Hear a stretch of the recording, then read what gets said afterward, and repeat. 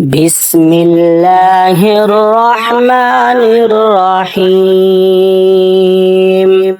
سبحان من هو مطلع بعلم جوارح القلوب سبحان من يحصي عدد الذنوب سبحان من لا تخفى عليه خافية في السماوات ولا في الأرض